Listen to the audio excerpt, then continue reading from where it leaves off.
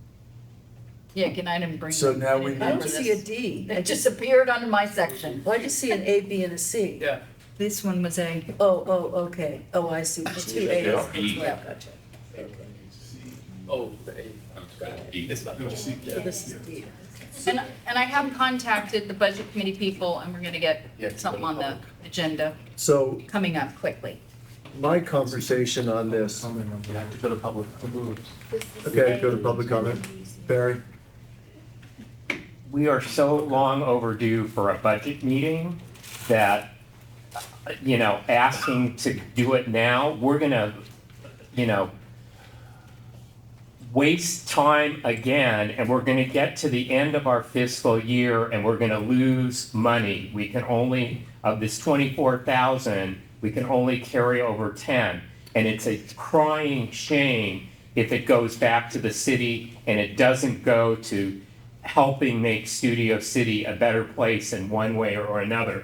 And B, C, and D tonight represent $12,000 out of the 24 we have.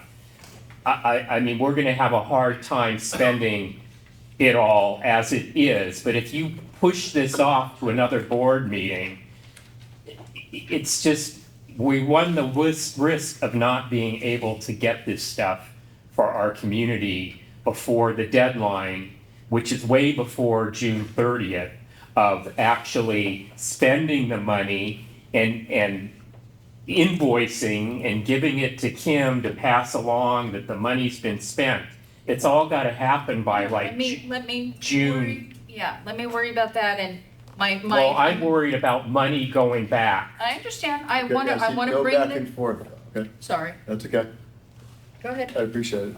Patty? I just wanted to make the same comment. Where's the budget committee all this time?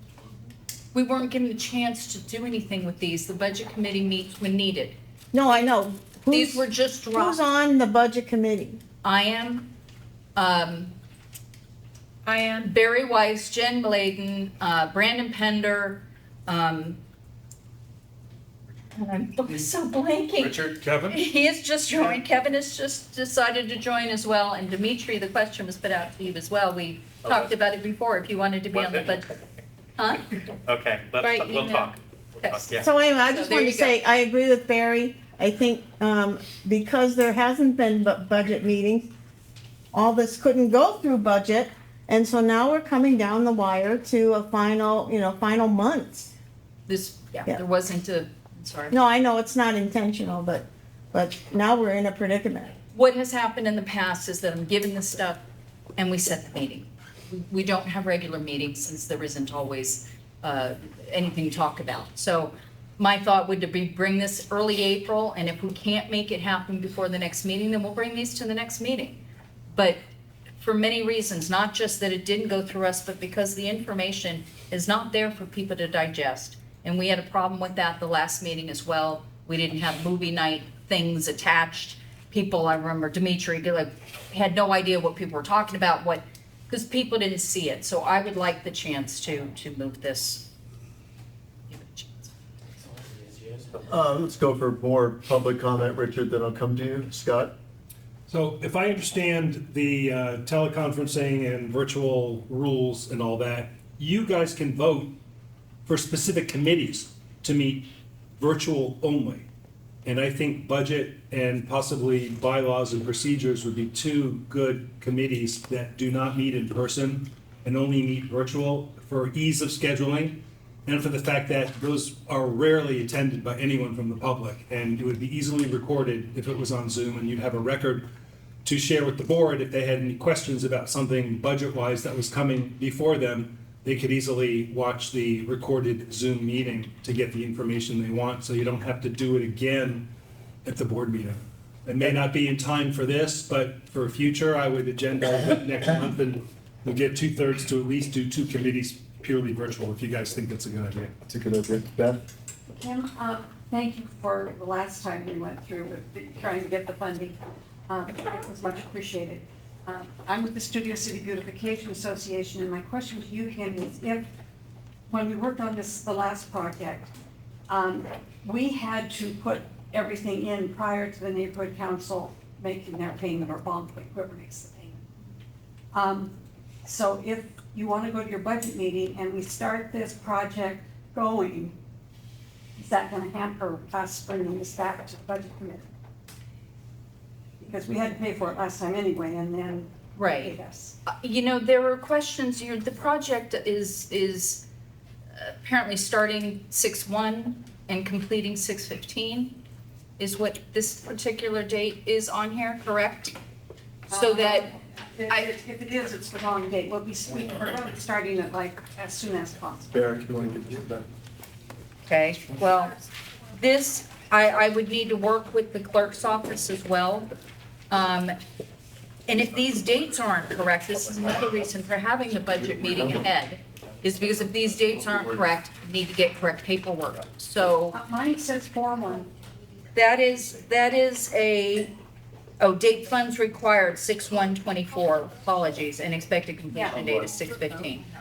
Okay, but the date the funds are required is 6/1, so that we have plenty of time. And of course, this needs to go to the clerk's office and get approved, and then everything's But we right. have to So, have the project Then we're gonna completed have to vote on whether it goes back. prior to. I know it's been Yes, so such a what I'm headache. saying is if we start the project on our own, is that going Yeah, let me to see what I can do. be a problem with the budget committee? If we had the project already in. Yeah. Right. That's what I'm saying. I don't know, truly, I Sure, don't I'd like know to call the the full ins and Hold on a outs. second, we That's need, not- we're still in the middle of conversation right now. We'll get back to you with that. Yeah, I don't know the full ins and outs of exactly the dates that they, because I've gotten some conflicting information before, and you know that one that I worked on with was such a crazy mess. Right. That, and for me to come in at the beginning, I mean, in the middle or the end, it was just crazy. So I would like to bet, and this is another reason we're giving me a chance ahead, because I need to vet some information, be able to answer questions, so, because I have questions too. Okay, So, but you're not answering my question. because I don't need have to the know answer. if this is not approved and we start the work anyway, because we do have some funding for part of it. If we start the work anyway, it has to be in before the end of your fiscal year, which is, Which is June 30th, but so we've got to get functionally our it's May. contractors and everybody doing this. And if we're put off to the middle of April, then it may not be completed in, that's my problem. Okay, are we done with public comment? So, Okay, Mr. hold on a second. And public comment should be one way, if we can get back to that, please. Okay? Mr. Hop. This does not reflect you in any capacity. And Van and I, we had a lot of retards that were treasurers. And what they did was never set up meetings. So, done, based on a couple of things, we had it where it's just once a month on this day. There's two reasons for that. It mandates that paperwork has to get to the treasurer by a certain time or else. Also, the retard that's treasurer can't screw up and just do it as needed, where they say they're on vacation, they're emotionally distressed, they hate my guts, whatever. But if you hold it as a standing date, that's fine, like the Sherman Oaks. I was considering that. The Sherman Oaks, some of their minutes are only 3 minutes. Public comment, thank you, goodbye. That could justify that you attempted, whoever else did not forward you the information, you don't have to get crabbed at, and so forth. But in Van Nuys, that had to be mandated, because we have the biggest retard treasures in the world, and they're just more amazing than the next one. Thank you. Is that the last of the public comment? Yes, it is. Thank you very much. So we're now going to go to board comment. The board comment is, Kim's motion is, we don't talk about this until such time that she can get a budget committee together and then bring it to the next meeting. So we're going to have conversations about that motion, which has been seconded, before we go to a vote on that motion. All right? Thank you. Thank you for being my Robert's Rules of Order mentor in the back. Heather, do you have any questions? Drew? Yeah, has anybody else on the board read either of these Yeah. that we're spending money on? Has everyone read what we're spending money on? Then I think we should vote on what we're spending money on. We've come prepared to our meeting and we're ready to vote on the I for one, agenda. haven't seen some of this stuff myself, so I don't know where other people have seen all of the info Well, and now you've got a hard copy of it. Sitting here I tonight. mean, just today. yeah. And the whole cert list and everything? Oh, that's the NPG, Yeah, I'm sorry. Kim, Yeah. we'll get, I promise, we'll get to you. No, you're right. Dimitri, you're up. Yeah, very quickly, I would like a little bit more time to go over this material, but a relevant question then is when do we foresee a budget committee meeting realistically taking place? When it's needed. But it sounds like it's needed Currently. here for us. I would like to look at setting it up on a more regular basis though, Yeah. so, But to resolve it's this, but always to resolve been- this issue. This all came to, like, I saw this understand. or heard about it like last week. I understand, So I'm not I taking had issue no with that, I'm chance. just wanting to know that we're gonna be responding to this or resolving this issue in a timely fashion, so that's why I'm asking the question, when would we likely have a budget committee meeting relevant to To this, beginning of April. Yeah. Yeah, I've spoken with Yeah, people already, like the first week, right after Easter. It gives us plenty of time to do this at the April meeting. And if we can't make it happen, this will come. We shouldn't constantly be bypassing the budget committee, and that has been what's going on. And sometimes, yes, for expediency, I get it, but that shouldn't be. It's not in our bylaws if they're correct. Well, we don't wanna bypass the budget committee, but to do that, we also need to then have budget committee meetings. And it's worked before that we've not had a Hold on a problem second, with it's not a doing it this discussion, way. hold on a second. Sorry, yeah, please. okay, that's Just fine. Yeah, sorry. One-way comment, I appreciate it. Dimitri, thank you. Yeah, thank you. Jerry, to be good stewards of the money like you talked about, not having it go back, I think we need to put something in the calendar to have a budget meeting so that we can get this out of the way. Because if we keep delaying it, we're gonna be into April and May, and things we're trying to spend won't get spent. That's my point. Charlotte, Yeah, I agree with Jerry, but I think if we do need to make it happen, we have to make it happen quickly. The budget meetings and now, the budget meeting still means a vote on 417. Yeah. So, okay. Sir? Sounds like it's time sensitive. We're all here. If we can hit the big points as to what and why, maybe Beth walks us through so everyone can be educated, we can vote on it tonight and move it forward. Thank you, sir. Jen? I think it should go to committee. I'm a strong believer in how committees work. Thank you so much. Richard had comment. I was kind of going this way all the way around, if I could do sorry. that. Former head of the budget committee, including that time in which the president of this lot was on the committee and had very sophisticated math, I really have to say, we have to make an allocation for office expenses. You can call it B, you can call it anything you want, but we really, really need that. I think Barry can verify the fact that we need to have things like ink cartridges or whatever it is. We gotta have a plug there to actually be able to keep our business running. Thank you. I understand this is unorthodox. I'm hoping it's not rude and dismissive. I think it's urgent. We had a really bad start to the year for reasons that were largely out of our control. We're moving through. I don't ever know of a budget meeting that has happened since June of '22 or April of '22, when I first started working on this organization. When I did, I made the mistake of doing Randy Freed a favor and writing the DER response on the Harvard Westlake project. And now here I sit. Don't ever remember an invitation or a budget meeting happen.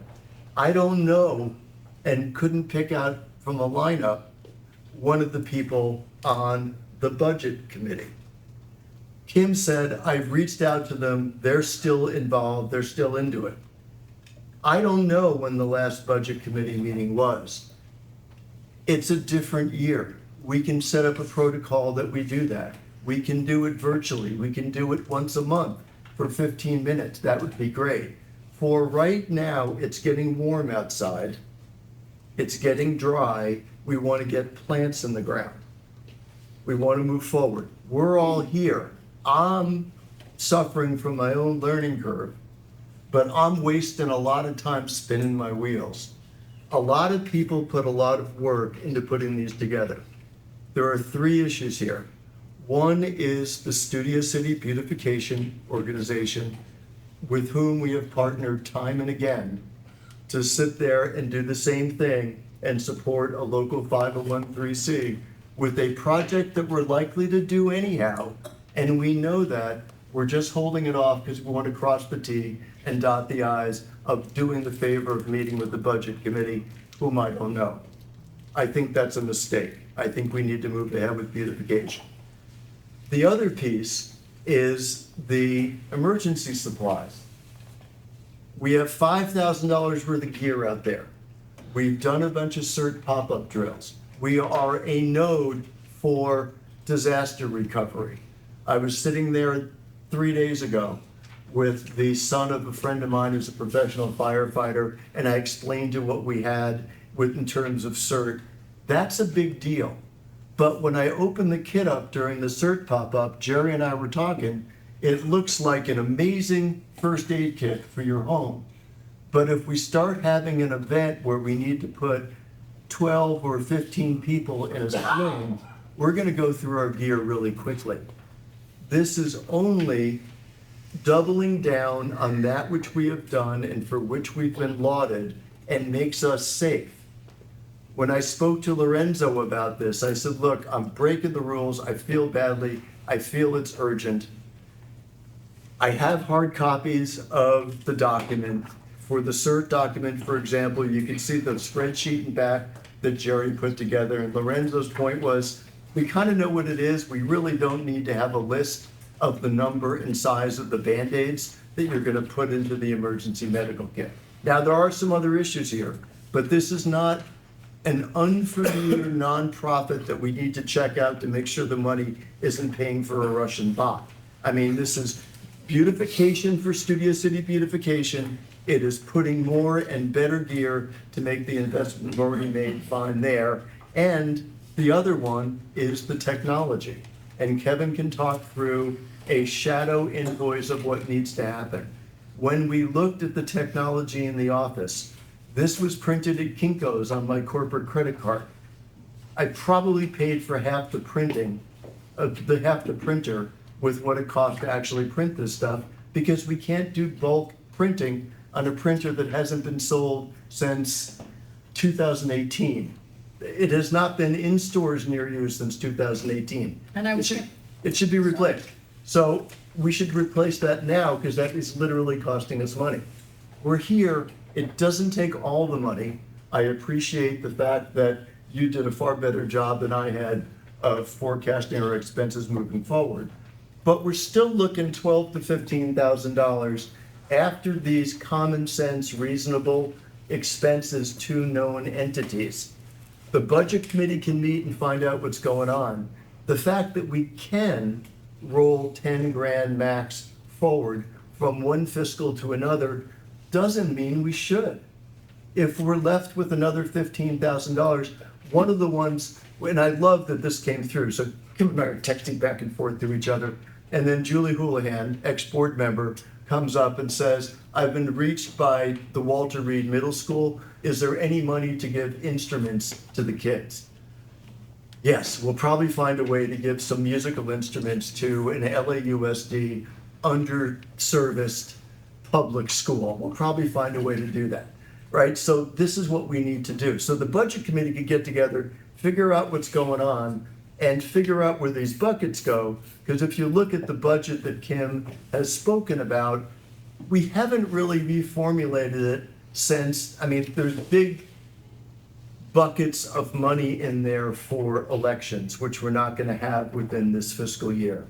And then you take a look at the community improvement grants versus neighborhood purpose grants, and this is my shortcoming that I don't actually know what all this alphabet soup means. But I do know that our mission is to take this budget and be the ears and eyes of the city in a hyper-local level where we understand what the needs are for small projects which are vital, but they would never float to the surface and get the visibility of the city. We're supposed to spend that money. If we send the money back, we're not doing our job. This seems reasonable.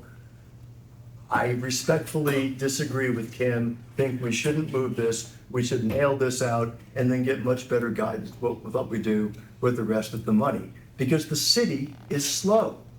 The city on a daily basis, and I wish there wasn't a day when I didn't do this, tries my patience. I have never seen an organization move more slowly. April is probably the last month where we can be sure that we're gonna get this money spent. We certainly can't do it in June. And I'm worried about May, because Memorial Day weekend comes in and they close for a week. I think we do this now and then figure out how to spend the rest of it in the next board meeting, and then we're done. And then May and June, we figure out what we want to do in July of 24 through June of 25.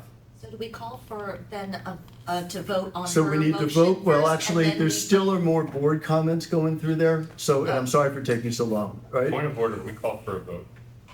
We call the question. Well, if we call the question, we have to vote and get 2/3 to call the question. Yeah, that's Could we just go not- through and see who doesn't- else wants to say anything that's on? I just want to vote yes or no. Do I understand? Yeah, but you did your Public comment after Since you public called comment for the such vote. a long time ago. Let's and let we're everyone- trying But to this is move board this along. comment, this is not public comment. situation. And we're making sure that everyone to my right has the same If opportunity. we don't that you have. use the rules, then we don't need to use the rules for anything.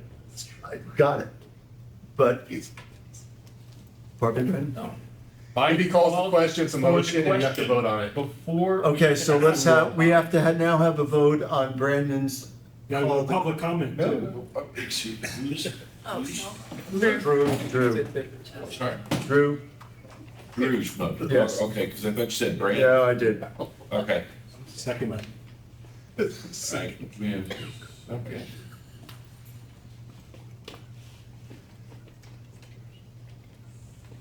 So we have Lori, Kevin, and Jeff who have not had a chance to speak yet.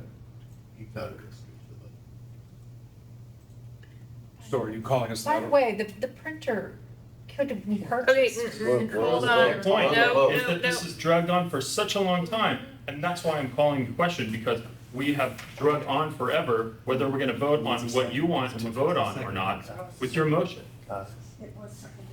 And that's what we've been asking to vote on. Did anyone second? Since the beginning of public, Do we since the need- beginning of public comment. We called the question, so now we're voting on the call the question. Did What anyone is that? second? Wait. Did anyone second to call the question? I second to call the question. What is, Who what has is that? others? Oh, okay. That means we stop debate and go to vote. Okay, ready? Of whether this gets sent back. No, we vote on that. Budget. Yes. We're voting on whether it gets sent back or whether we're gonna vote on it tonight. Where are we voting? I don't know what I'm voting on. No. Call the question whether to stop discussion right now or to continue. Yes. A yes means stop discussion, and then we'll go into a vote of whether to send it to budget committee or not. So that's what it is. Or if it fails, then we go back into discussion. So a yes means we stop discussion, no means you would want to continue discussion. Seeing as how some of us didn't get to ask any questions, I vote to continue discussion, so whatever that is. No. Okay, thank you. Clements? No. No public comment. Cutler? No.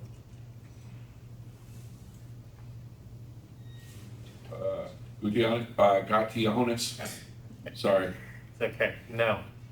No?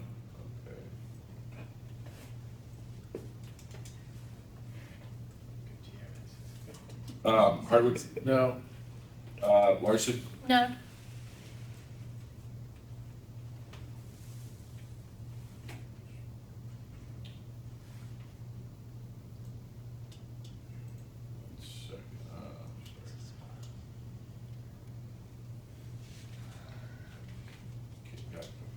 Lee? Yes. Yes. Lewis? No.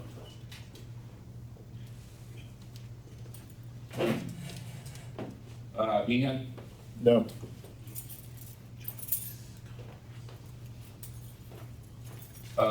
Newberg? No.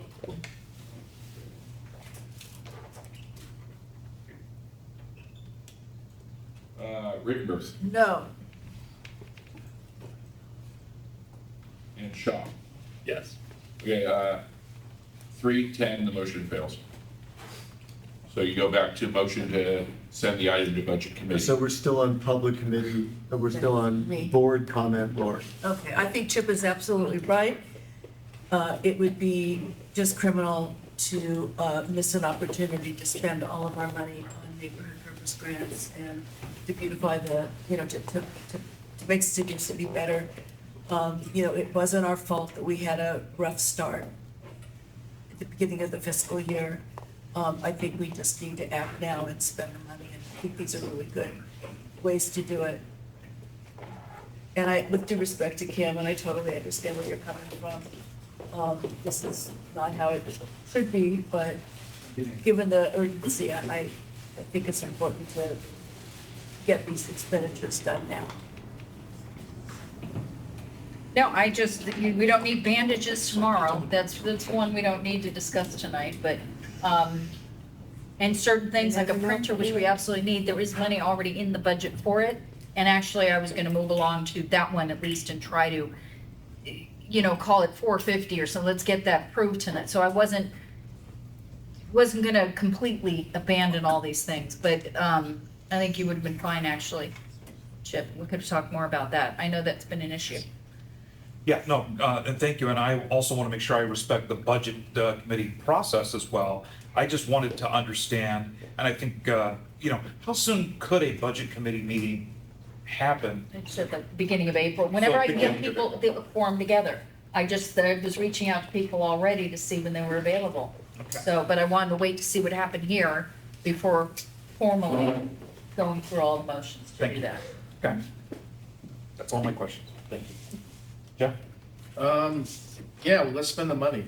I'd rather have all the money spent here in our community than misspent in the city as a whole. And we seem to keep sending back money to the city unnecessarily. We hem and haw when a carpenter's school mom comes and pleads for 5,000, and we're talking for an hour about how we should cut her budget and explain this and that, and she only gets $2,500. Let's just spend the money. If it sounds reasonable, let's get the job done for our community. And yeah, I hope Walter Reed gives us, a proposal. So let's spend money in our community. So let's do it. Let's get this thing done tonight. Richard? I already said this, you guys want to make sure the office expense taken care of, because we can't go any further unless we have that strong background. Got it. That's it? So we are now going to take a vote, Terrence, is that correct? That is correct. Motion to send the item back to budget committee, or send it to the budget committee, not back, that's a good thing. Misspoke. Ready? Yes. Gladden? A no vote means vote tonight? No, Yeah, no. we continue on with the motions and hash them out here. No means Well, actually- going back to committee. No, it doesn't. No, a yes vote Yes means is? it goes back to committee. A no vote means Tonight. it does not. And this was a substitute motion, so therefore, that's the end of that motion. Right. I think I vote no. Meaning what, we can't approve these items tonight? No, you can approve this one you can't, Yeah, okay. because there was a substitute motion. Repeat the voting again. just so- A no means. A yes vote means it goes back, it Goes to committee. It goes to budget committee. A no vote means it does not. And I'm saying that Chip's speech changed my mind, so I'm voting no. So you want it not to go to committee? Correct. Okay, Thank you. I think that. Burkhardt? No.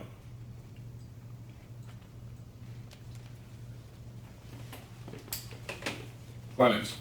Yes. Cutler? No.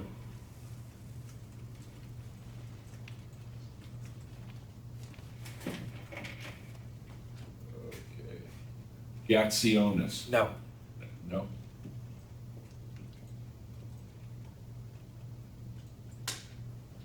Hardwick? No.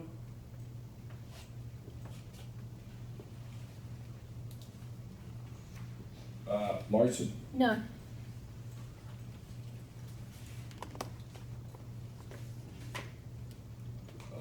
Lee?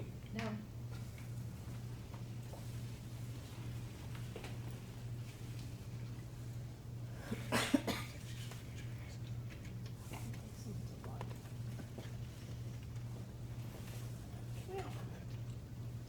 Lewis? No.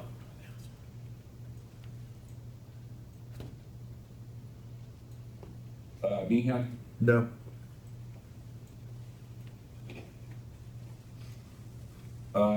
Niederberg? No. Rittenberg? No. And Shaw? No. 112, the motion fails. Since these aren't mine, whoever would like to handle them. All right, let me just run through these then. Thank you, Kim, and please don't take it personally. We appreciate everything you do every week. So motion A is the Board of the Trinity State Neighborhood Council approves the neighborhood purpose grants funding request. Chip? Sir, It was a substitute motion, which means that you don't discuss it anymore. The motion failed. which motion failed? A, you go to B now. Or, so, I sorry, thought it you go to C now. We haven't voted on. we haven't voted. voted. She had a substitute motion, which means the original motion no longer existed.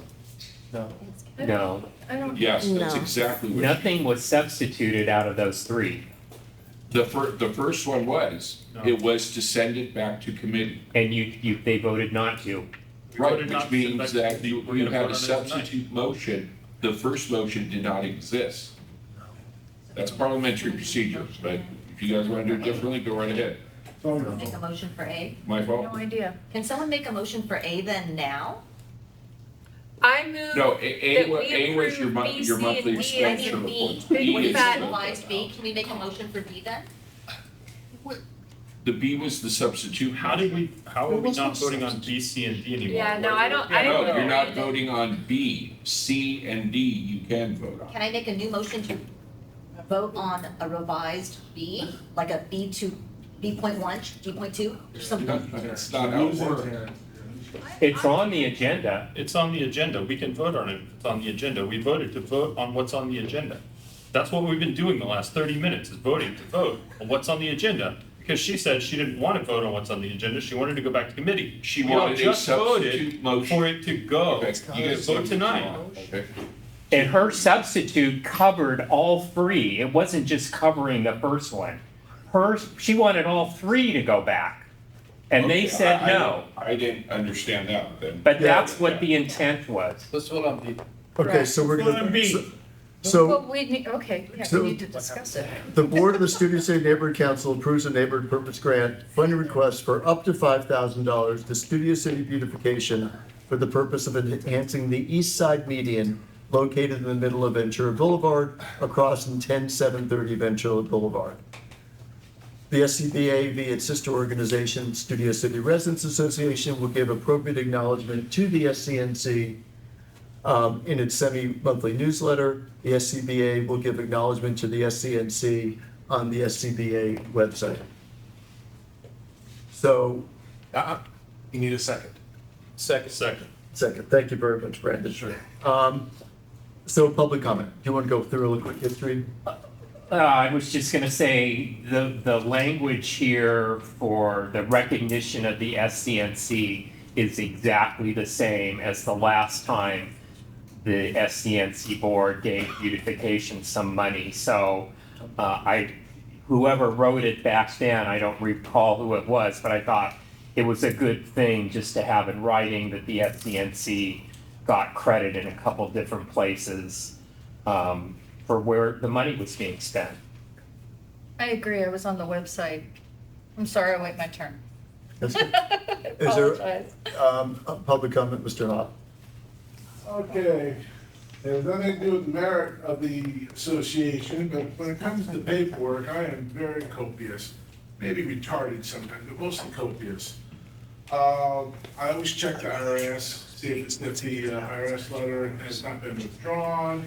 I check the Secretary of State, and I also check with the Department of Justice, California, regarding their registration. They have to register in certain places. And when I checked with two of them, the one that really stuck out was the Department of Justice that says it was in default. Excuse me, delinquent. That is delinquent right there. That means it has no standing. almost like a suspended corporation, not a forfeited corporation, but suspended. I've talked to a couple of board members, so my primary citation. So basically, you're giving the money to an entity that's not in compliance. And Van Nuys, they do that. They don't care if a nonprofit is not even got a determination letter, they'll still give money. And I had to stop that. So it says right here very clearly, I've shown it to Mr. Gomes and the illustrious counselor, Renberg, and also I discussed it with Counselor Niedenberg, excuse me, not Nuremberg. And I've shown my primary source, not a Google source, not a GoPuppet source, but an actual primary source. So it says the word delinquent, that means not compliant, and that's a mandate. It shall be done, not maybe be done, like done itself, but you have to be in compliance. And the individual has to talk to their own accountant or attorney to deal with it, because I'm not gonna deal with it. So you can go forward with it, I'll just fuck it up when it gets to the city clerk's office. Thank you. Brandon? I don't think it's a bad idea. I didn't even know a median was there until this was brought up. I never saw it.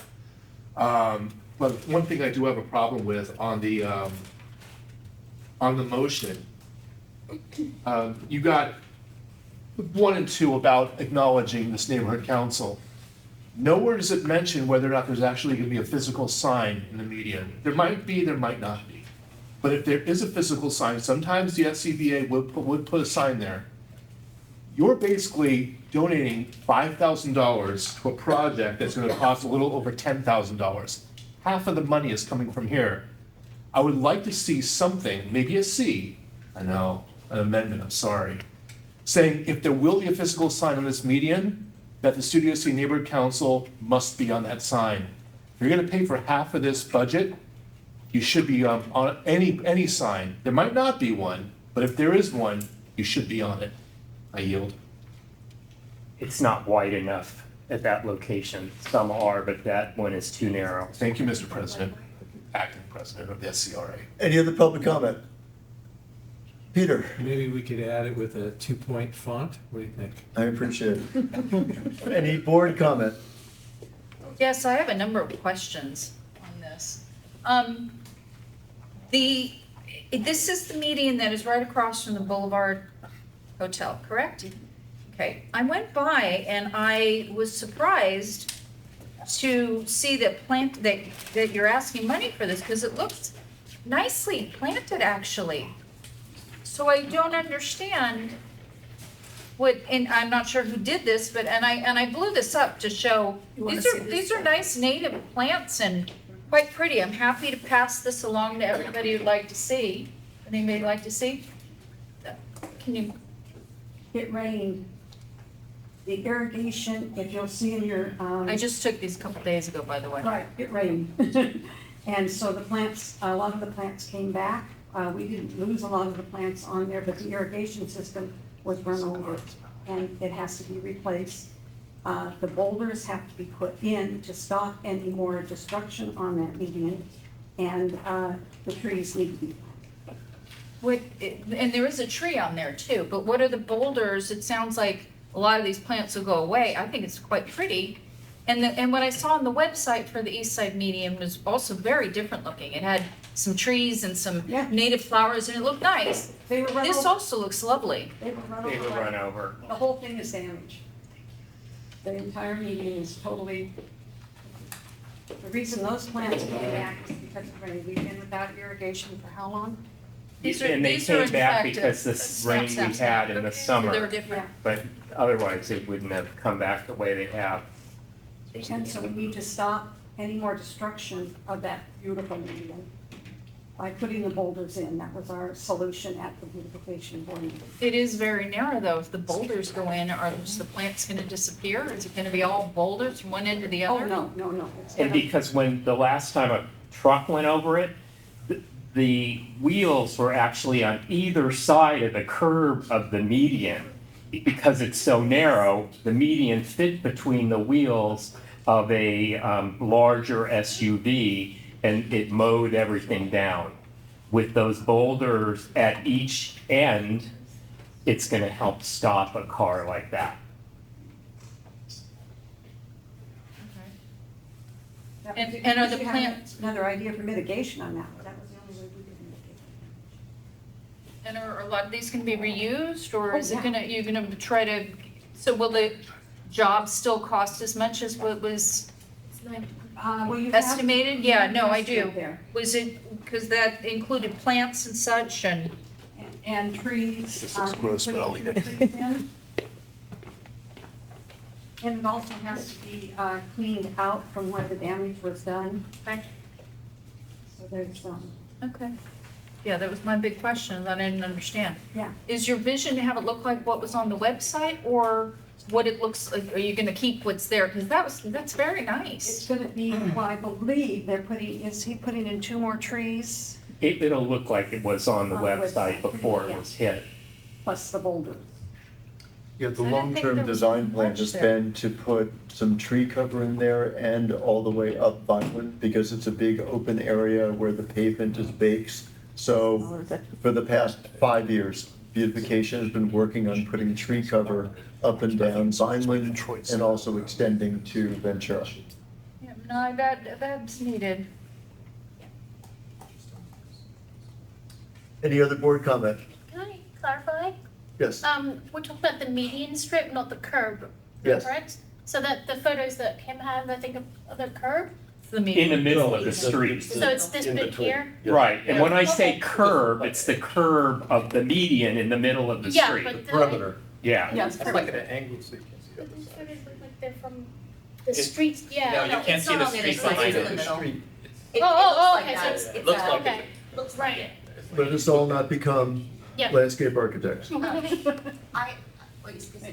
go for it. Oh, I think that Can I looks ask- terrible, that median. I think the plants look awful in it, and I believe the beautification committee, when they say that they've been out there and they've come up with a great plan, they've done the due diligence, they've done the work. I appreciate all the work that they did to figuring that out. It takes time and energy, and I appreciate that. And I think move forward with this wonderful plan. Thank you for doing that. Thank you, Heather. Any other board comment? I Rich, want to know what the lineal footage is. we'll have to get back to you on that. Oh, thought you yeah, did. Call for a vote. I have a couple comments. There Go ahead. is, Oh. Someone up over there? No, you're up. Okay. One, I am against funding if they aren't in compliance. Not even before today, they need to be compliant.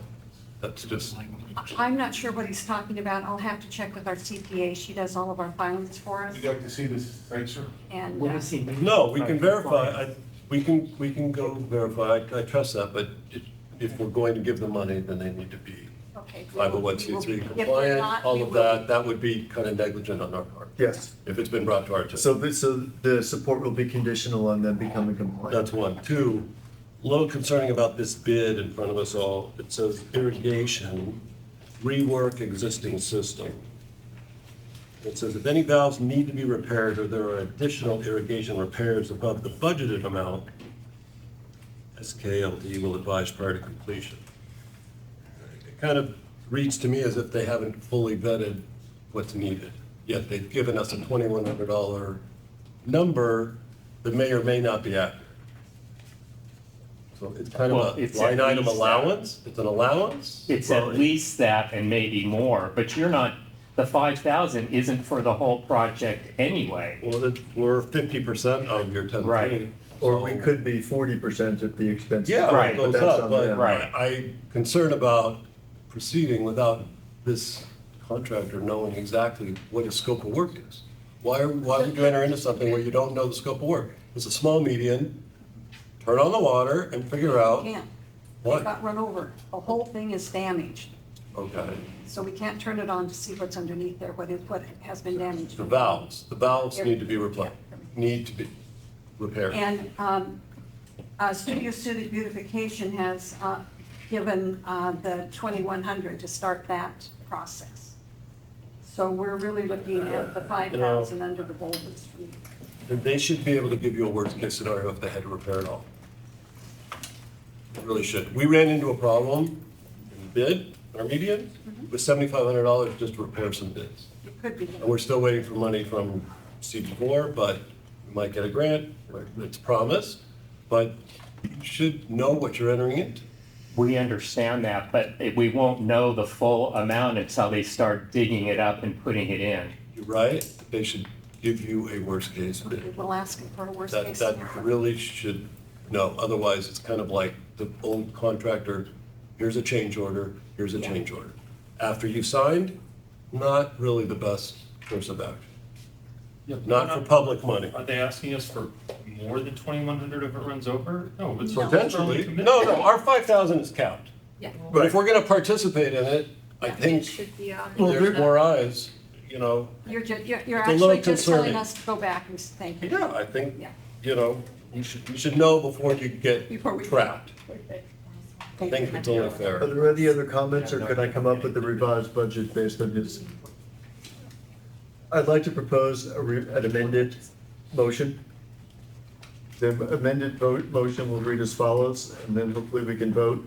The Board of the Studio City Neighborhood Council approves a neighborhood purpose grant NPG funding request for up to $5,000 to the Studio City Beautification Association for the purpose of enhancing the east side median located in the middle of Ventura Boulevard across from 10730 Ventura Boulevard.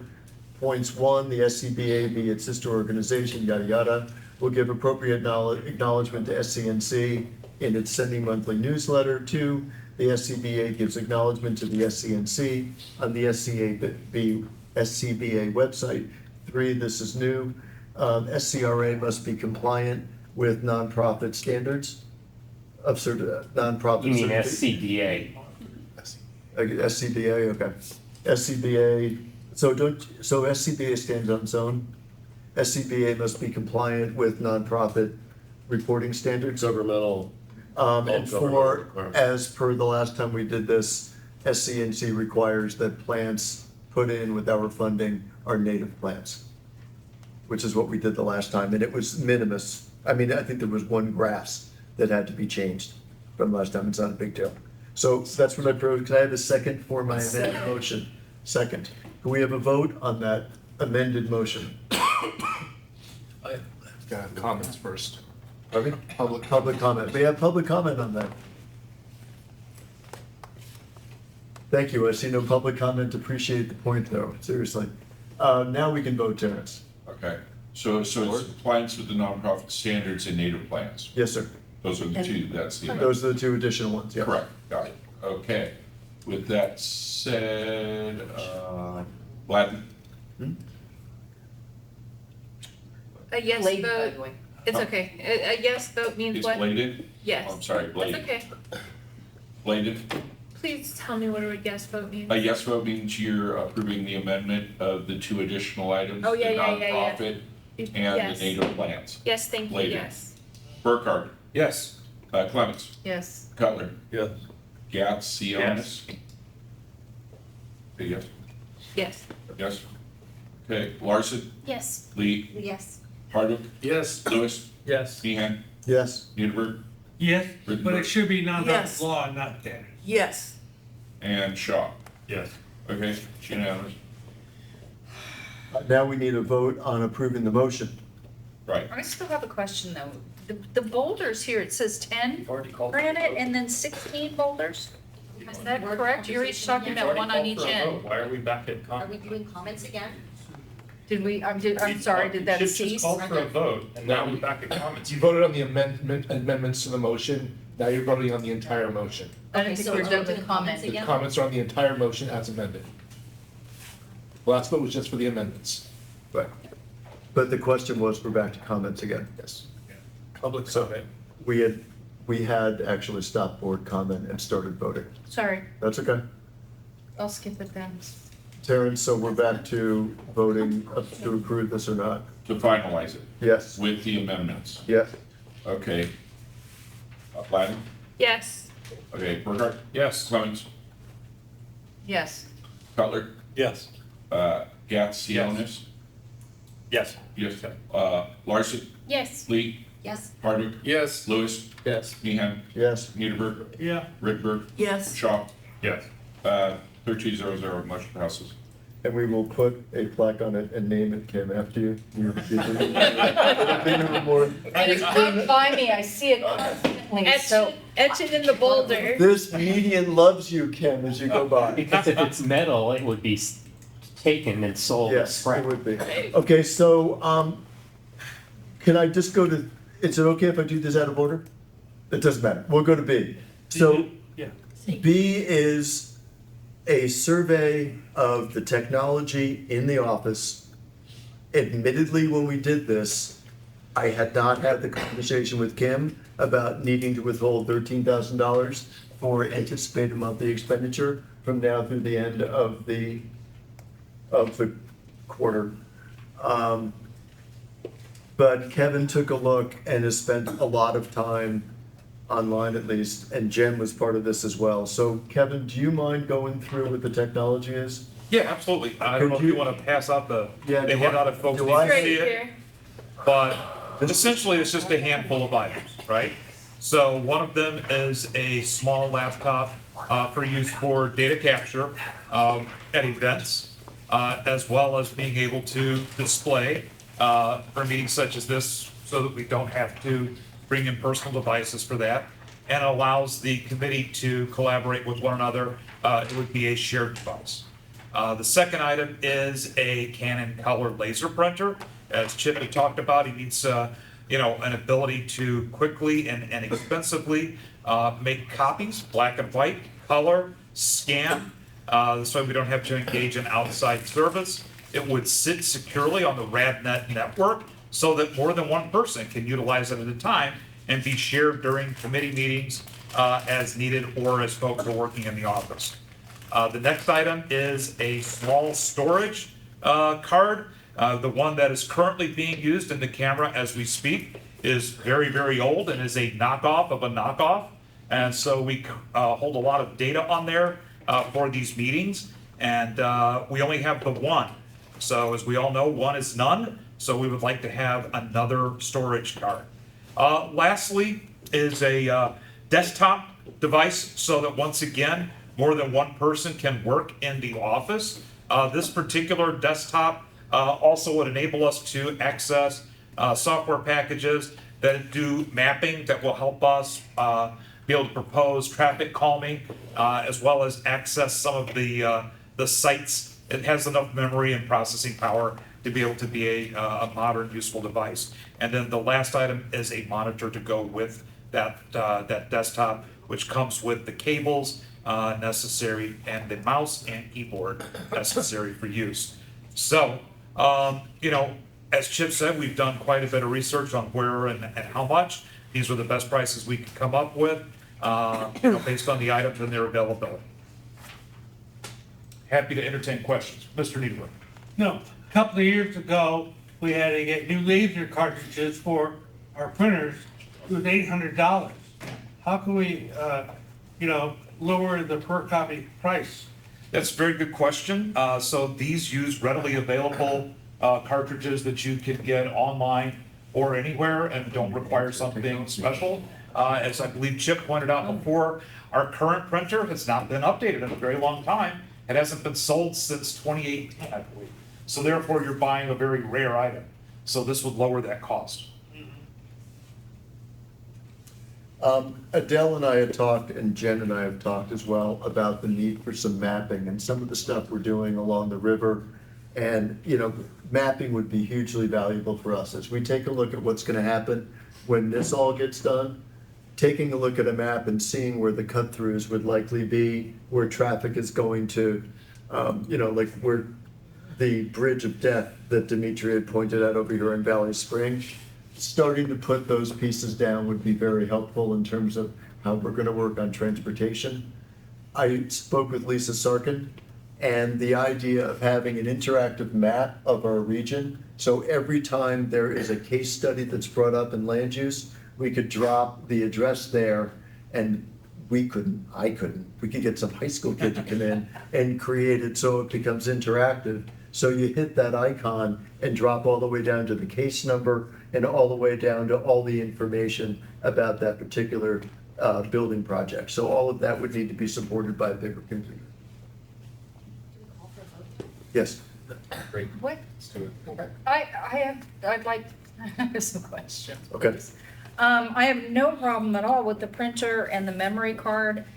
The touchscreen laptop, I think, is a horrible idea to have out there at these events to try to get, it's gonna be gone, I think, in no time. Somebody has to have it charged, somebody has to be in charge of it at all times.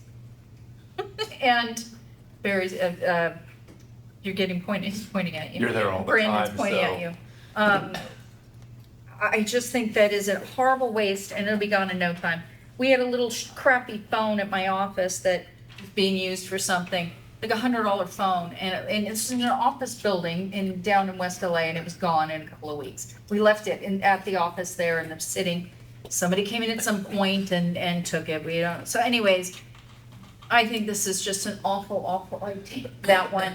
And I really want to know about the computer what is it that's there? And how bad is it? You talk about this modern capture. I don't really know what you're trying to, or this says modern computer, I apologize, but this mapping you're talking about, this, whatever's there doesn't have any capability? It sounds like marbles in a Cuisinart. It is very, very old. It doesn't have sufficient processing power or memory to be able to do it. It's not that old, it's just not that sophisticated. But it's still 12, 15 years old, right? No, Is that the It would dinosaur have to that's in be. the it's office? probably about 8. Oh, well, there you go, it's a spot check. It was the one that I don't see the point. And who's really using this? Are stakeholders coming in and using the computer? As The this board says? is, I mean, Yeah, the board members are, Kim. Are they actually people? Yes. yeah, we have board meetings and we have committee meetings in there. We use it more often, yes. Yeah, I've tried to use the one that was existing in there as well, we have problems. And at this point, we can't take outside computers and hook them up to the inside printers. So we need to have access within SCNC to do that. And also, it's not right for us to be using our personal computers to do all of this stuff. No. I So- get that part, But so we need I something see, but- portable for that. the laptop, for the events, I think is just a horrendous idea. Well, we can find a way to literally lock it. Sure, let's call a vote. Just back and forth about how to use a computer. I know, and- we're adults, you know how to use computers and chargers. I'd like to vote. Let's just call it a It's not vote. about that. Come on, I've got a touchscreen computer. We have a lot all- more every pages of Microsoft We're not Microsoft talking about how to use Well, how one, we're about we not asking do if any it's other motions? fiscally We may end up responsible having to do that. to Okay. spend this money and buy it. Let's call for a vote. This is why. We have public Call for comment. a vote, we'd like to vote. Is We have there public comment? Public Yeah, he comment. did. public Nobody comment? had it. There was none. There is none. So we have called for a vote. So that, I guess that's the same as calling the question in this particular, is that, so you're calling the question? Yes. Yeah, we just want to move on. Yeah, no, I We've been get it. talking about the merits of modern technology for No, like no, half no, an I get hour. it, I get it. Just too much Richard. time to I'd like waste. to think that we already own a laptop computer. We do not. No one knows where it is. There you Well, the go. couple It's right in hand. The last time Lloyd It Police and doesn't- Arkansas was It's 2001. in storage, but it doesn't work, and it is like 15 years old. Old, it is old. Okay, so we don't have anything that's functional. The request right here and the vote would be for getting a suite of contemporary technology. City does ask for inventory every year. Yes, and right now, Richard, our inventory says 0. Okay. The city says we have absolutely nothing. Okay. Because beyond a certain amount of years, they Come on. figure you don't have. Okay, so we're gonna vote. Can we have just a We're gonna tiny vote. bit of order in this We're meeting? gonna vote. It'd be fantastic. We're gonna vote. Thank You got it. Ben? Jen? Yes? Yes? Beauregard? Yes. Clement? No.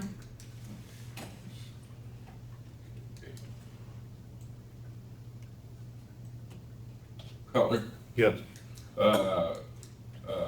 Galtionis? Yes. Hardwick? Yes. Larson? Yes. Lee? Yes. Lewis? Yes. Meehan? Yep. Newberg? Yes. Rickberg? Yes. Shaw? Yes. 12-1-0 passes. Moving to the third. The third is the CERT, is the Community Emergency Response Team information. And we talked about this a little bit earlier. We took a look and found out that although we have walkie-talkies, we didn't have masks. So we're more likely to have a fire than we're gonna have an earthquake. We need to have a way to actually work through smoke.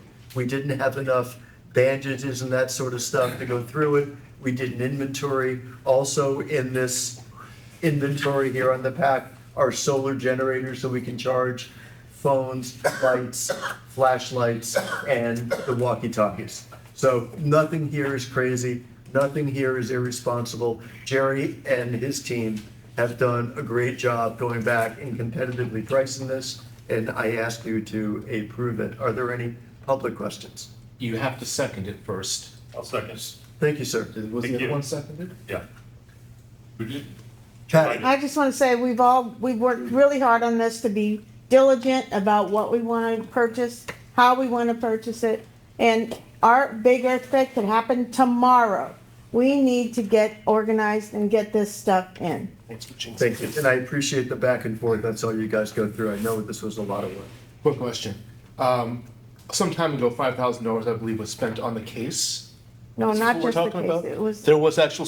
and Now, other supplies. But is some of the supplies perishable? Is that what we're discussing? Some Or of- maybe it was incomplete and you're finishing it up? It's incomplete at the same time that some of the stuff is gonna age out at the end of the summer. On the other hand, if a triangular bandage ages out by a couple months and I've broken my arm, please use Please it. use it. Yeah, I mean, so we don't have a lot of meds in there, so this is more augmentation than replacement, but that will come up again. Okay.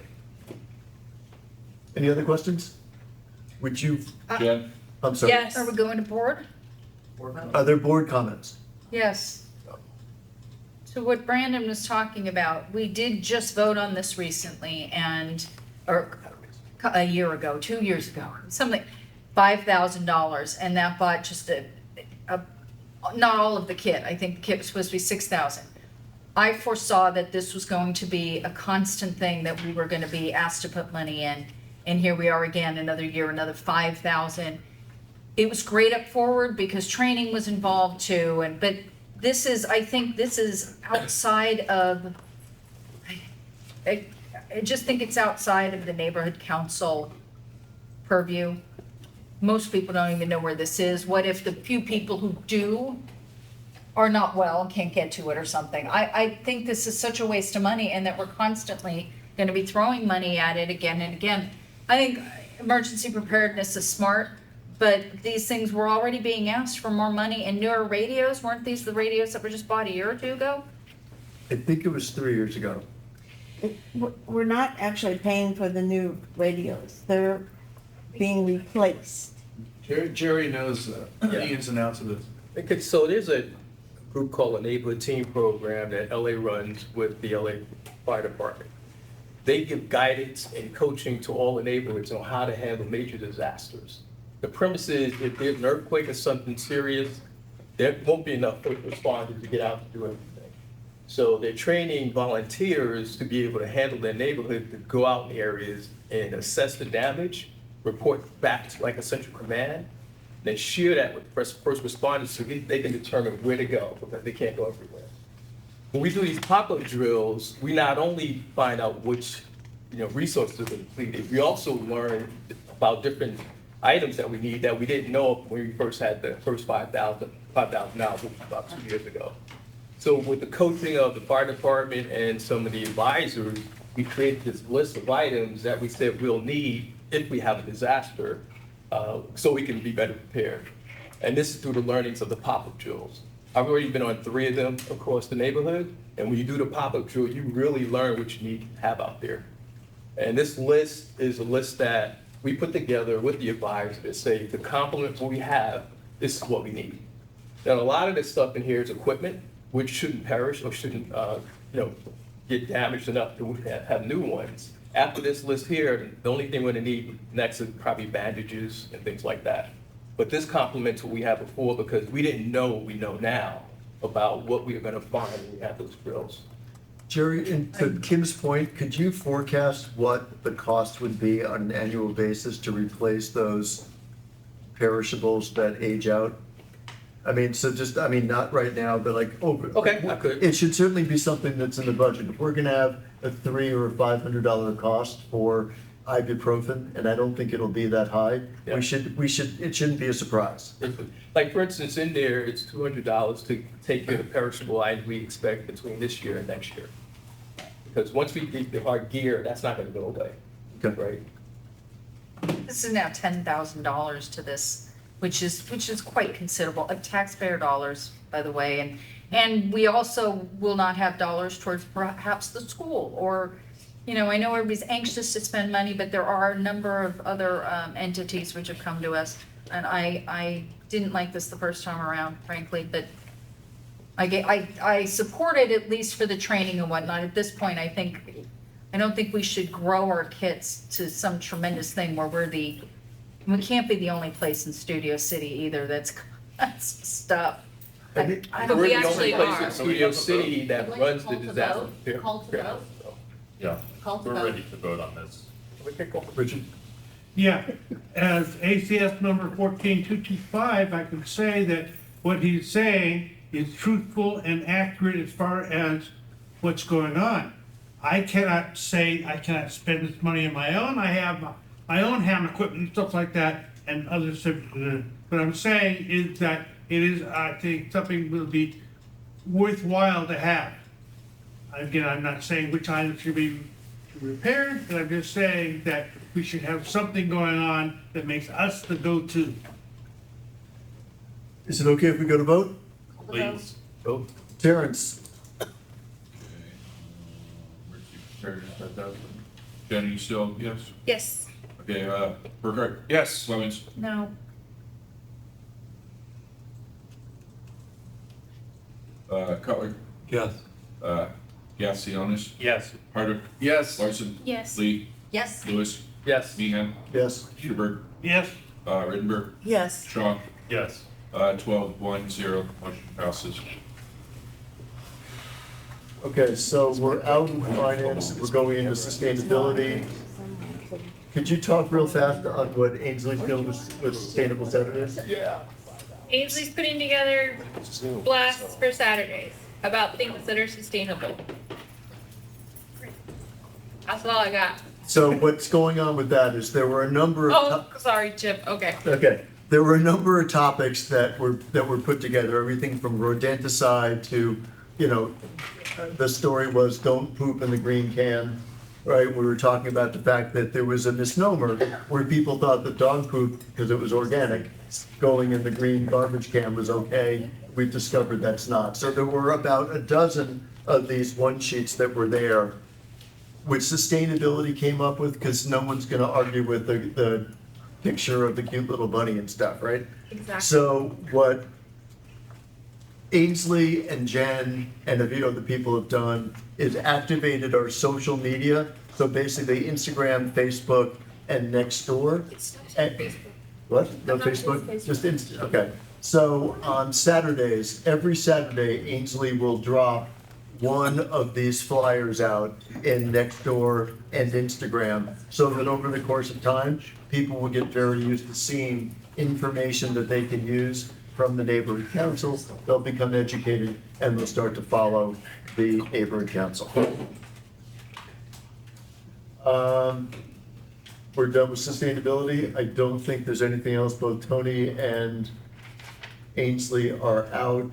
There is some work coming up, but we'll wait to that. Abby, how you doing? Abby's fine. Movies this Saturday. Brandon, Barry, has she had a response from board members as to who's going to be? I think she just put it out yesterday, and I have not, she's not written anything else. She sent an email out earlier this week, Chip, Yeah. and several people replied, Charlotte. Jen, I saw a reply from Jen. Right, so, I and I replied think, as well. I replied, I just didn't do a reply. she contacted me too. okay, so that's out there. That could use some help. It's not a terrible duty. You know, we start at 4:00.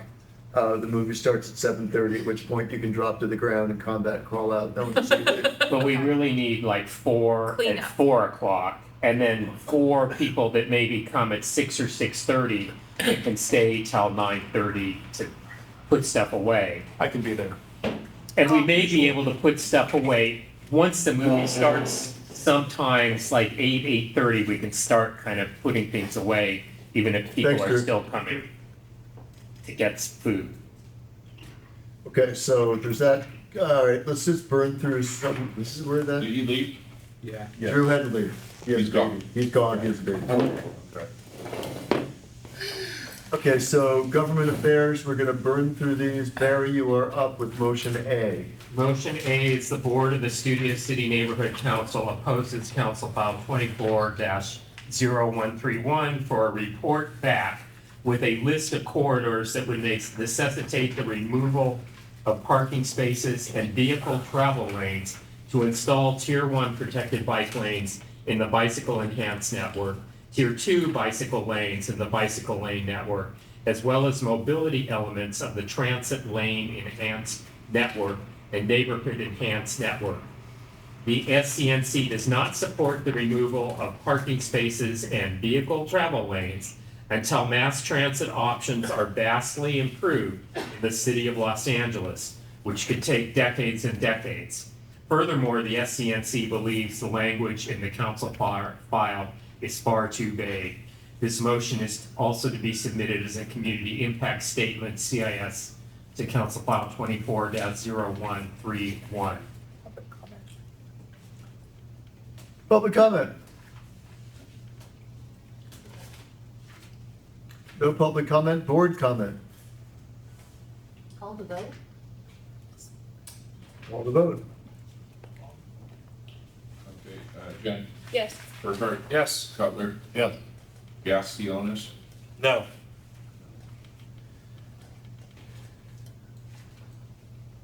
Hartwick? Yes. Larson? Yes. Lee? Yes. Lewis? Yes. Meehan? Yes. Niederberg? Yeah. Rittenberg? Yes.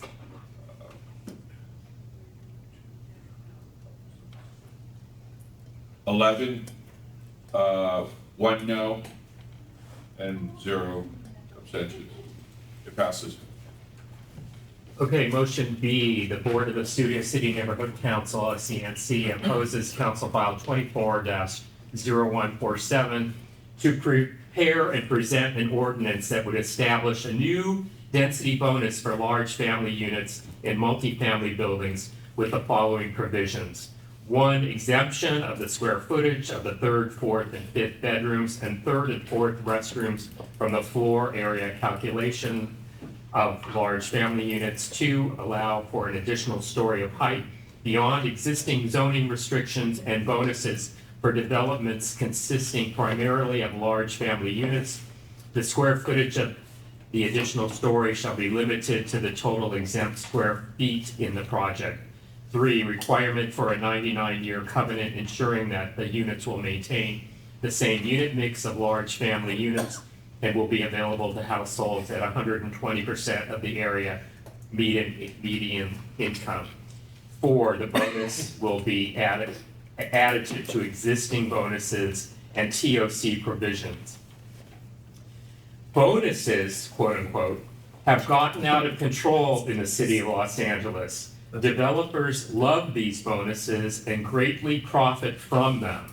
Instead of more bonuses, the SCNC wants the city to come up with a formula to mandate a certain number of 3rd, 4th, and 5th bedrooms and 3rd and 4th restrooms without additional total building square footage and additional height. Developer mandates are the right thing to do in this instance. This motion is also submitted as a community impact statement to Council File 24-0147. And let me just add that in committee, we were not against the concept of this. It's just that our city can't do anything without giving developers a bonus to do it.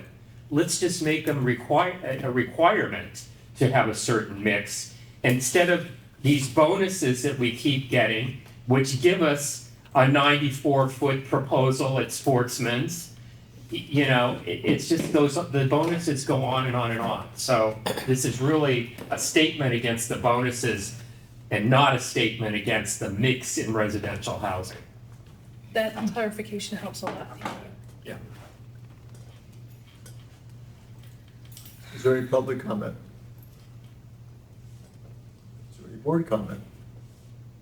I'm afraid we're gonna do something like on Chandler, where you have very large multi-family residences, and they seem to be okay, go fine. It's primarily for the Jewish community, but it wouldn't have to necessarily be. It'd just be you have two families in the same house. And I don't think that's what the government had in mind. Thank you.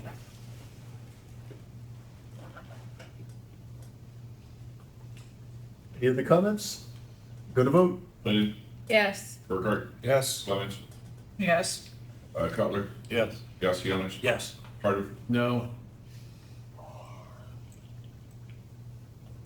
Larson, Yes. Lee, Yes. Lewis, Yes. Meehan, Yes. Niederberg, Yeah, Rittenberg, Yes. Shaw. Shaw's not, Shaw Oh, left. I'm sorry, I forgot to move them over. On this, I gotta move them over on all of them, so, sorry. Okay,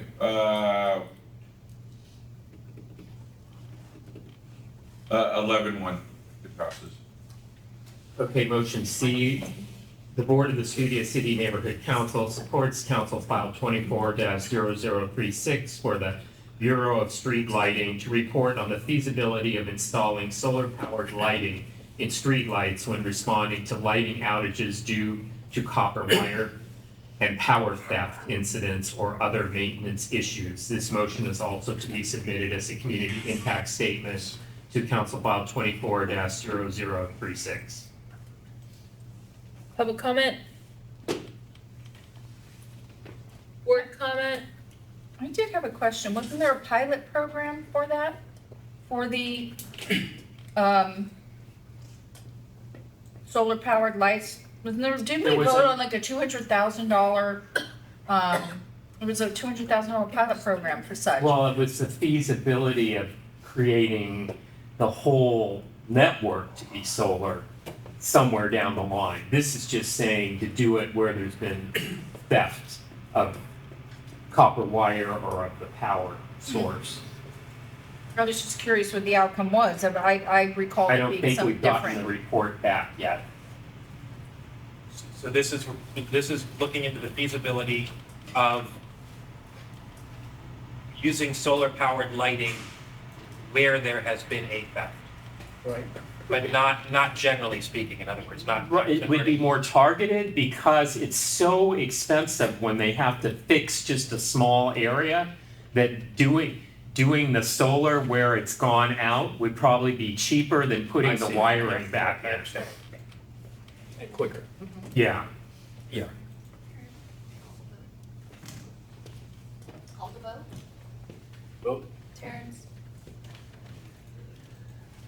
Blake, Yes. Burkhart, Yes. Clemens, Yeah. Cutler, Yes. Gassionis, Yes. Carter, Yes. Larson, Yes. Lee, Yes. Lewis, Yes. Meehan, Yes. Niederberg, yeah. Rittenberg, Yes. 12-0, motion passes. Thank you. Motion D, the Board of the Studio City Neighborhood Council opposes California State Senate Bill 834, Portantino, which would nullify any existing Los Angeles City preferential parking districts within 1/2 mile of public transit and exempt from parking minimums. The bill would require the local authority to revise the boundaries of any such preferential parking district to exclude those developments from its boundaries. The SCNC does not support the removal of any preferential parking districts until mass transit options are vastly improved, which could take decades and decades in the city of Los Angeles. And let me just mention that in committee, we have one such neighborhood behind the Universal Studio City metro stop that has preferential parking. And they would lose it because of this. And they greatly need it because before they had it, not only did they get Universal Studio employee and tourist parking, but also Metro lot parking. So it's just, I think, a terrible bill. Public comment? I do have one. Didn't we mention committee about clarifying what it meant by public transit? Was it TOC, is that what they're called? Or is it just public transit in general? What's Because TOC? I've been trying to remember the acronym. Yeah. So, I mean, I think I think committee, we were discussing that at any time, they can turn anything into a TOC. Well, right now, we have two TOCs, one of which is the Universal Studio City Station, which Kim is already a victim of. She's got a 70-foot building that's been built across from where she lives on Fruitland near Ventura. And the other one is Laurel Canyon in Ventura, which the guy that when you come out of the Radford lot, Rafi, the former president of this neighborhood council way back when, who owns the foreign vehicle repair, he went through the process, and he actually hasn't done anything yet, but he's got the approval to build a 70-foot building there, and it's all because of the TOC at Laurel Canyon and Ventura. What does TOC mean? Transit-oriented. And it has to do with the volume of traffic, No. and every metro station qualifies for a TOC. No. The- Let Heather speak. The TOC is based on concentric circles in a radius around a specific point where Right. there is either a metro line Right. and/or two bus systems, which include one, a rapid system plus a local system intersecting at the same location. There's no rapid anymore. Within, well, whatever the new one is called, I saw it in the new Yeah. flyer, whatever that. You're saying term is. exactly But what it I was has gonna to say. run on an every 15-minute schedule. And if the bus systems of the two that are intersecting run at 15-minute intervals, then it constitutes a beacon location, and the first perimeter around it is, I don't know how many feet, that constitutes a tier 1. It means that you're allowed a certain number of incentives when building a new project. And then out of sight of that, within walking distance, and the next concentric circle out is a tier 2, which means that any properties within that area can build to a different standard that's also high, but not as high as the ones that are closest to the metro and/or the bus system. Then there's a tier 3, and that's a third concentric circle that expands outside of that for a distance of, a half a mile or something like that, meaning that those buildings also get perks. Not as great, obviously, as the second tier, and not as much as the first tier. So we have a metro system at Universal Studios, and so that's going to be tier 1 all the way around that area. It's actually tier 4. Well, it could be tier, biggest. it could be tier 4.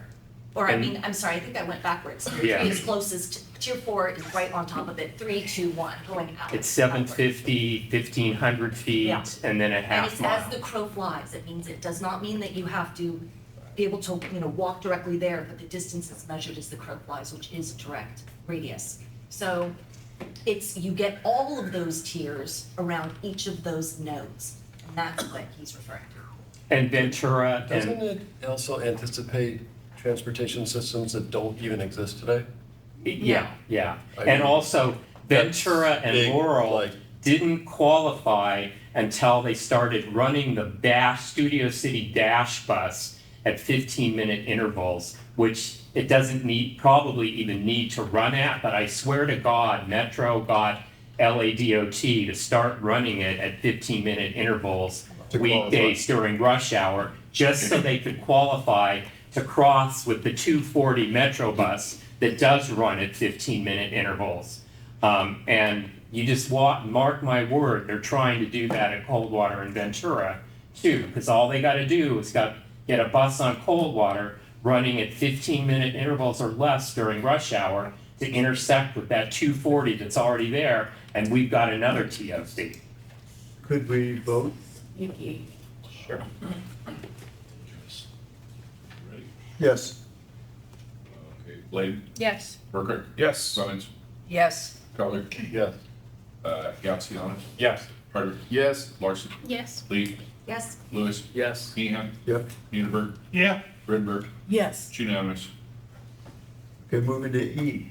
The Board of the Studio City Neighborhood Council requests Council President Paul Krikorian to make a motion to exclude from preferential parking district eligibility any residential units that have no parking or reduced parking bonuses.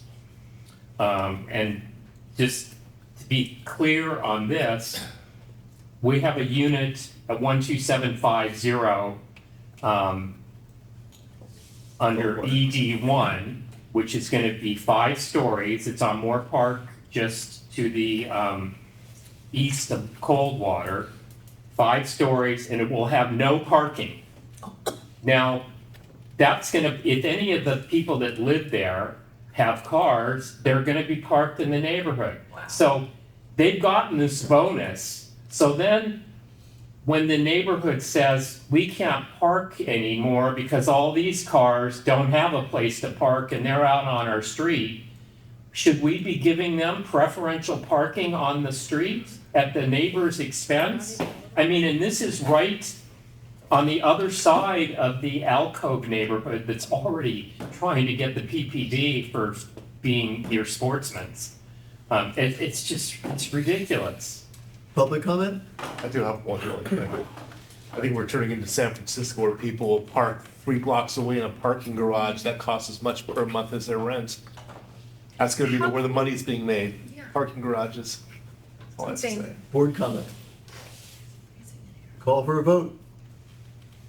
Ray, Yes. Burkhart, Yes. Clement, Yes. Cutler, Yes. Galciano, Yes. Harder, Yes. Larson, Yes. Lee, Yes. Lewis, Yes. Meehan, Yes. Muneberg, yeah. Riddenberg, Yes. 12-0, motion passes.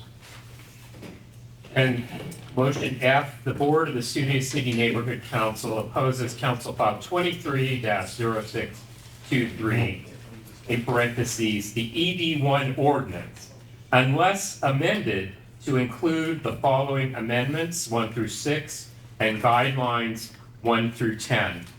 Do you want me to read them all? You all have them on paper. You do not need to read them out. I don't, unless Chip. So you have the 6 amendments, and then I'll say projects that don't meet these requirements under ED1 would need to go through further discretionary approval. And then we have 10 different guidelines that are all pretty self-explanatory. This is the mayor's plan. We're trying to change there. It's going through, it actually was supposed to be at the Plum Committee hearing on Tuesday downtown. They postponed it, I believe, because they knew a lot of neighborhood councils were gonna be chiming in on it. So, we're basically saying in this motion, if you're gonna, we can't stop it because it's the mayor's directive, but they're finalizing it and we're saying finalize it with these considerations. This is. And I will say, a lot of neighborhood councils in the valley that I know of already have done basically this same motion. Public comment? Board comment? Call for a vote. Bladen, abstain, sorry, I can't do both. Kevin, Yes. Clements, Yes. Cutler, Abstain. Gatsianis, Yes. Hartwick, Yes. Larson, Yes. Lee, Yes. Lewis, Yes. Meehan, Yes. Niederberg, Yeah, Rittenberg. Yes. 1, 2, 3, 4, 5, 6, 7, 8, 9 yes, 2 abstentions. I'll give you the list. Who are the 2 abstentions? Me and Dean. Indeed? Yeah, Got it. thank you. Keep rolling, Barry. So do you want me to give the brief land use committee report for Lisa? No, can we please do it? No, we can wait for Lisa. I mean, there's nothing, That was it for GAC, so Yeah. I can go on to transportation. yeah. Motion A, the board of the Studio City It's Neighborhood 10:09, everyone feel comfortable saying hard out at 10:30? Yeah. Yeah. Oh, we had a hard out at 9:30. We did, no one called it. The Damn board, it. of the Studio City Neighborhood Council requests Council Member Nithya Rahman and the Los Angeles Department of Transportation to install a full traffic signal at Moore Park Street and Laurel Grove Avenue with vehicle/pedestrian activation on Laurel Grove Avenue to cross Moore Park Street due to a hill on Moore Park Street near this intersection, making it even more dangerous. Public comment? Board comment? Yeah. I actually wrote this. This is my street. And this morning I was trying to make a left turn out of Laurel Grove onto Moore Park, and it's a very blind corner. There's a hill that comes up. This is our intersection here, so you can't see the cars coming up the hill until they're already at the top of the hill. And this morning, edging out, I was practically in the median lane trying to get a view of the traffic coming from my left. It's a very common occurrence, and many of my neighbors have talked about misses or not quite so misses as well. So that's why we're requesting this traffic signal. Any further board comment, vote? Call for a vote. Terrence, you're up. Blaine. Yes. Burkhart. Yes. Clemens. Yes. Cutler. Yeah. Yeah. Sionis. Yes. Hardwick. Yes. Bosch. Yes. Lee. Yes. Lewis. Yes. Meehan. Yes. Niederberg. Yeah. Redberg. Yes, Shaw. Shaw's not here. Oh, I'm sorry. Forgot. You're up, Barry. Okay, the Board of the Studio City Neighborhood Council requests Council President Paul Krikorian and Councilmember Nithya Rahman to make a motion to create, quote unquote, a bad driver hotline for citizens to immediately report bad driving incidents they witness. Sure.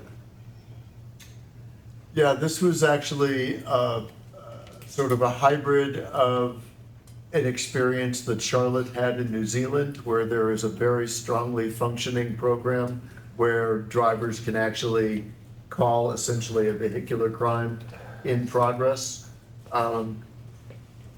Is that correct, Charlotte? That's what- Yeah, can I read the New Zealand Police? Please. Yeah. So, call free from a cell phone to report road incidents which are urgent but not life-threatening. This includes non-injury crashes, traffic congestion, breakdowns, and obstructions on the highway. Your call goes to a communication center but will be given lower priority than 911 calls. You can report non-urgent incidents of poor driving where you do not wish the offender to be prosecuted. You will need to provide a registration plate number and make or color of the vehicle. And then what happens is the police will contact the owner of the vehicle to tell them of the allegation made and the expected standards of driver behavior. Public comment? I have one. To report Barry Johnson as a bad driver, who do I speak to?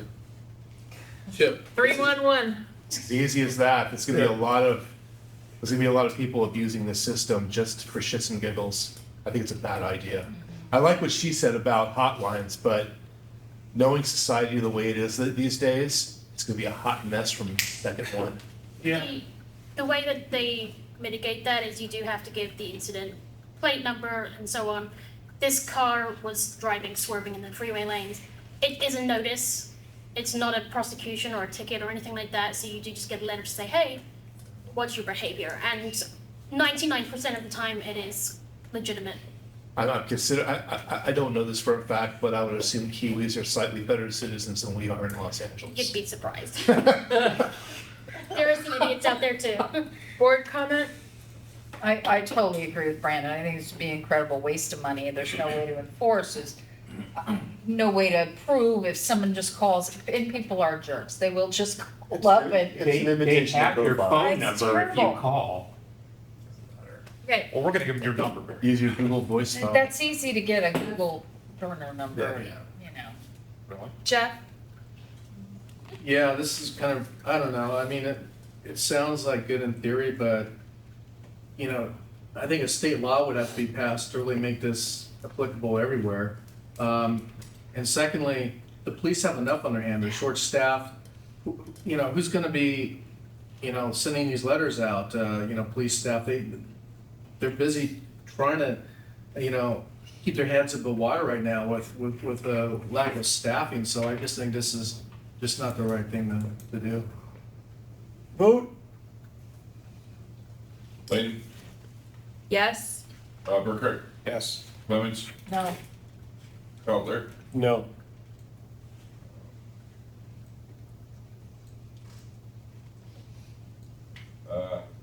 Yatsianis, No. Hardwick, No.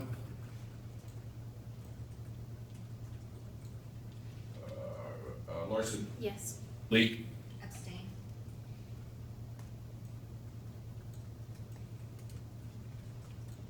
Lewis, Abstain.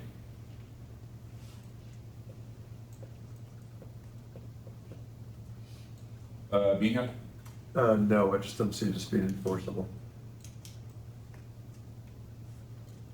Niederberg, No, state. Rittenberg, No. With the attorney's job at stake in the heart of that one. 3 for 3 with the attorneys. 4 for 4. 3 yeses, I abstained. That's right. 7 noes, and 2 abstentions. Motion C, the Board of the Studio City Neighborhood Council requests Councilmember Nithya Raman and the Los Angeles Department of Transportation to install a crosswalk at Valley Hard Drive and Laurel Grove Avenue from the Los Angeles River pedestrian bridge to cross Valley Hard Drive. Public comment? Dimitri, you just want to run through what we saw? Sure, for those not familiar with it, there's a pedestrian bridge at this location. It crosses over Valley Hard Drive, which already attracts a great number of speeders. There are stop signs on the street, but they're often ignored. I walk there regularly by myself, also with my dog.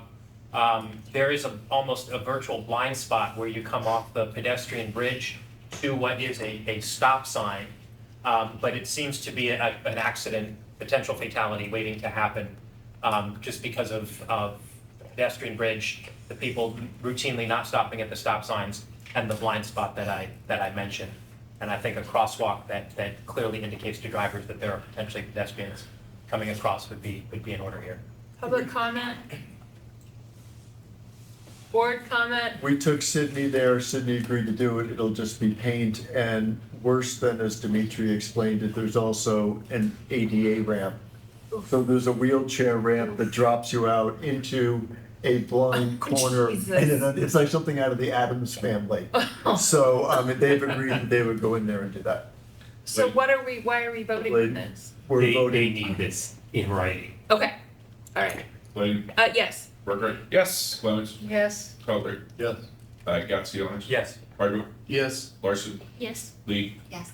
Lewis, Yes. Meehan, Yes. Niederberg, Yeah. Rittenberg, Yes. 12-0-0, motion passes. Motion D, the Board of the Studio City Neighborhood Council requests Los Angeles City Council President and Metro Board Member Paul Krikorian to make a motion to install the Metro Bike Share Program in Studio City, with particular emphasis to the adjacent Los Angeles River Bikeway. Public? Kevin? Having done some analysis, I will hold up a screen folks can see. There is a plethora of these bike shares in the area, but none near Studio City. And in order to activate usage of the river, what better way than to do bike shares to have people be able to experience both ends of our city and be able to patronize businesses. Costs us nothing. Public comment? And maybe we can even get the 2 ramps on behind the Vaughn's parking lot to like be unchained and opened up. One can hope. Vote? Lee, Yes. Burkhardt, Yes. Clemens, No.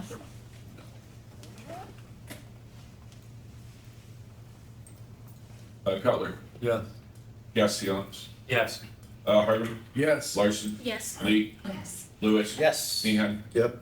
Niederberg, Yeah. Rittenberg, Yes. 11-1-0, passes. Thank you, Barry. Thanks, Barry. You have 11 minutes. I will just do the first one, then we can kick the others to the next meeting. Okay. I'll have mercy on everyone else.